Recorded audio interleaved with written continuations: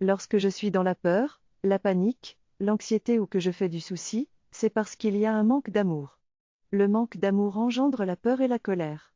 Je dois me demander, quel est le résultat que je cherche à avoir en ayant ce comportement de souci ou de colère? Je dois enquêter sur l'origine de mes émotions négatives et ne pas chercher à les rejeter sur les autres. Les émotions négatives sont le résultat de l'abandon de soi. Je dois prendre une action pour moi-même afin de revenir à moi, et qu'elle s'estompe. Je comprends que, lorsque quelque chose me pique, ce n'est pas forcément à cause de l'autre, mais parce qu'il y avait déjà une plaie en moi. Je dois utiliser ces situations pour mon évolution personnelle.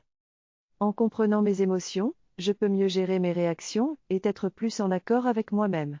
Mes émotions sont des guides qui me permettent de me connecter avec moi-même et de comprendre mes peurs. Pour que la peur disparaisse, je dois laisser place à l'amour. Cela implique de lâcher prise et d'accepter ce qui est. Cependant, prendre conscience de mes émotions ne suffit pas. Il est important de poser une action adéquate pour améliorer ma vie. En comprenant mes émotions, je peux évoluer et m'améliorer en tant que personne. Lorsque je me sens perdu ou en colère, c'est souvent parce que j'ai peur de quelque chose.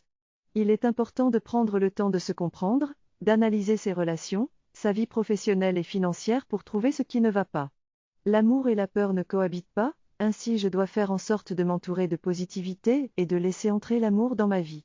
Pour cela, je dois avoir l'intention de grandir et d'en apprendre plus sur moi-même, tout en prenant des actions adéquates chaque jour pour avancer dans ma vie.